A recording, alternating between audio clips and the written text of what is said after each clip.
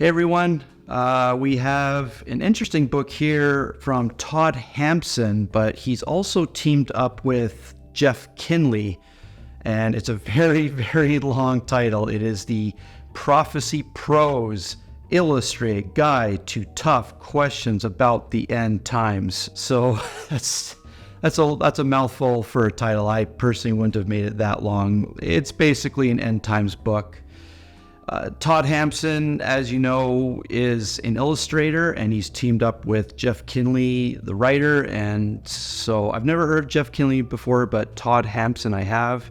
He has done the Chronological Guide to Bible Prophecy. We've done a look at that one.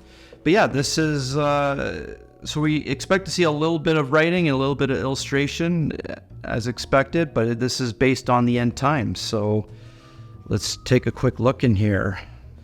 And here we got the contents. We have chapter 1, the basics of Bible prophecy, different views, the rapture appearing, the rapture, the Jewish people, Israel, the tribulation period, the Antichrist, the physical return of Christ, the literal kingdom. And personally, this is a book I would definitely want to read because, let's face it, prophecy is just flat out a difficult topic to comprehend. It is not easy. I've personally struggled with it. The book of Revelation is filled with so much symbolism, and yeah, any book that can simplify it, and hopefully this one does it, I would greatly appreciate, and probably most people would appreciate if they could simplify it, because it is a very difficult, it's an important part of the Bible. We talk a lot about the Bible, but not so much the book of Revelation. And so if this book can simplify it with illustrations and just easy language to understand, this will be very welcome. So here's chapter 1, the basics of Bible prophecy. In the world of Bible prophecy, there's no shortage of sensationalism, from doomsday preachers to quirky prophecy nerds, propagating conspiracy theories about Antichrist and clandestine secret societies, to best-selling books on the subject. Prophecy is in the air. And that's true. We've seen so many people try to predict the end of the world, and all those predictions have failed. Jesus made it pretty clear that no one will know the day or the hour.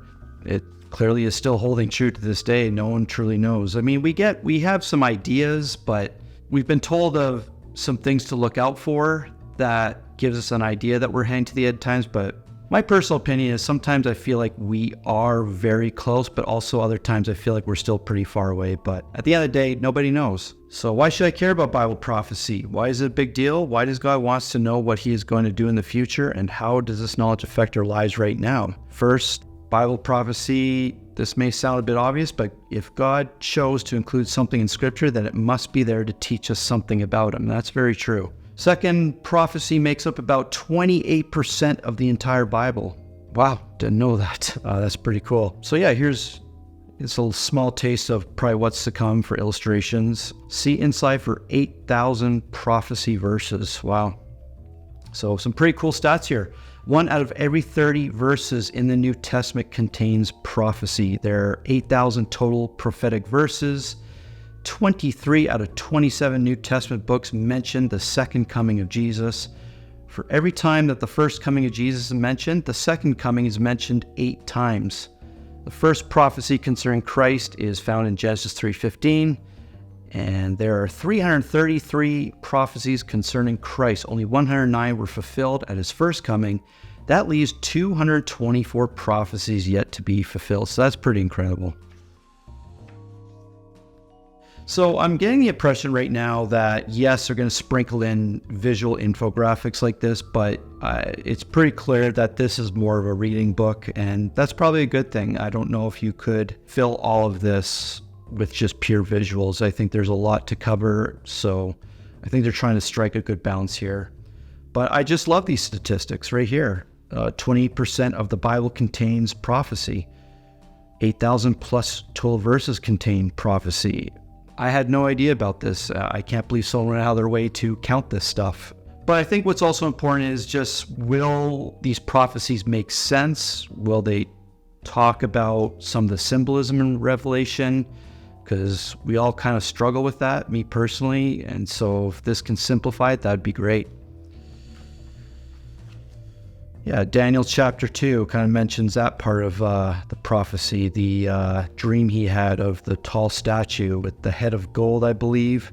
This was made of all types of metals, silver, bronze, iron, and then iron and clay, I believe the sandals or the feet. How do we know Jesus is literally returning on earth?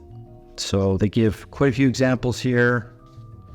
How can Bible prophecy help convince skeptics and unbelievers? Yeah, I think Bible prophecy is very underrated. And, in the realm of apologetics, I'm kind of surprised not many of them actually use prophecy as one of their main arguments to convince skeptics, or maybe not to convince, but to at least give them a reasonable answer. I personally would like to see more of that, more of using Bible prophecy as a way of evidence and a way to sort of have more convincing arguments to defend why they believe what they believe in. I don't see that enough, so it would be awesome for apologists to learn more of this. Every page or every second page, it looks like there is some sort of small visual graphic, nothing too complex, pretty easy to digest.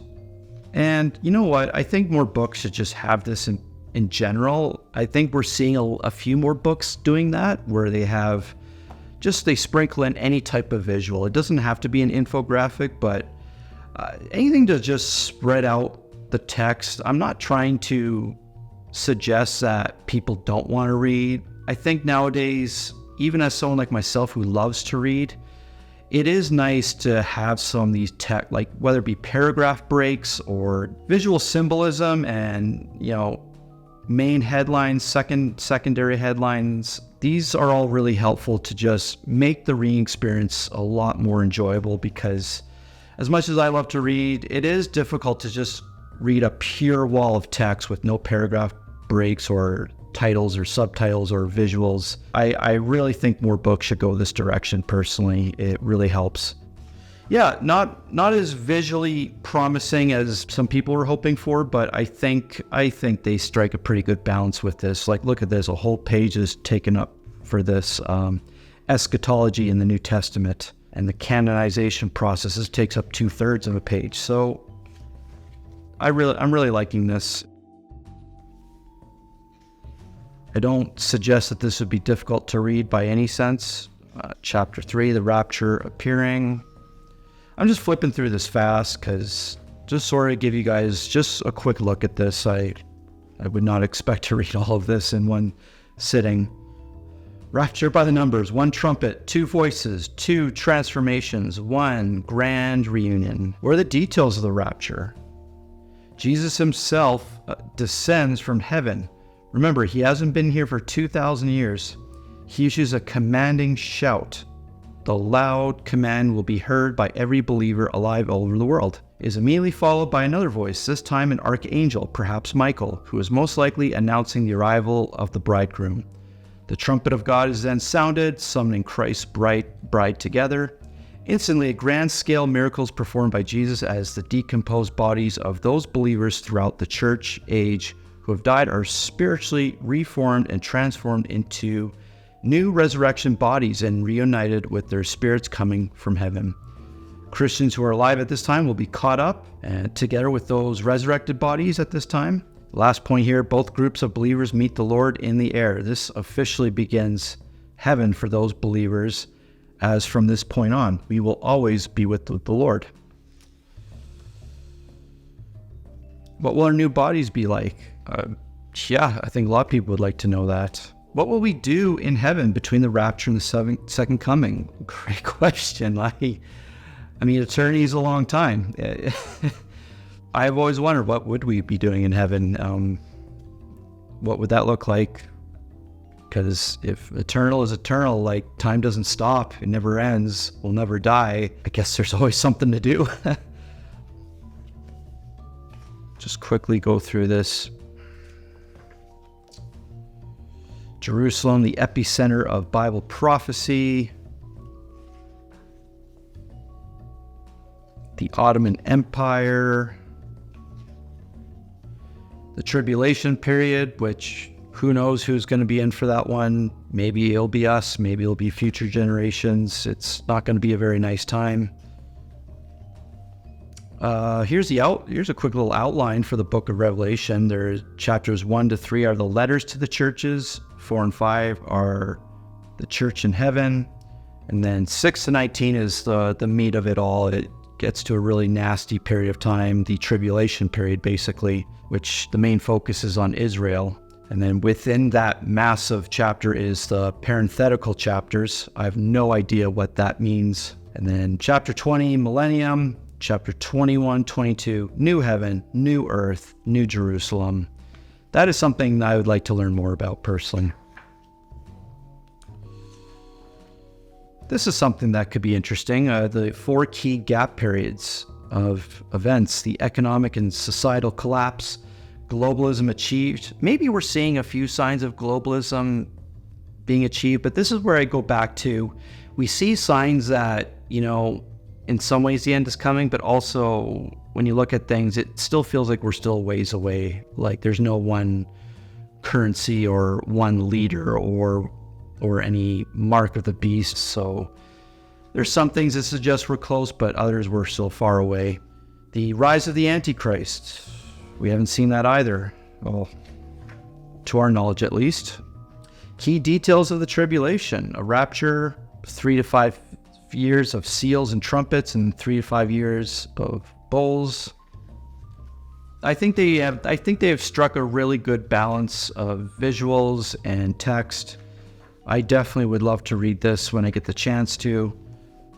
I think there's a lot to be learned. I think no matter where you stand on any of this, it would be great to read this. Even if you completely don't believe any of this, at least you have an understanding of the Christian faith believes in what they read and what they understand. And if you don't, that's fine, but at least you walk away a little bit informed. 3 reasons for Satan's hatred of the Jewish people. Like, this is stuff I have not heard of before. Chapter 8, the physical return of Christ, and comparing the first and second comings. Like, this is pretty cool. I just want to read this now. It's weird. They focus on orange and green as their primary colors. They don't get too colorful with this. Why they chose orange and green, I don't know. I mean, it's a good combination. We'll just quickly flip to the end here and just see if there's anything unique at the end. Not our final home, which is on the front cover as well. And here are the notes. So lots of notes to work with, and another suggested reading here. Probably a more rich reading here. A quick reference guide to the end times, again with Jeff Kinley and Todd Hampson. Oh, and here we go. They have a podcast. I didn't know that. So lots to learn here.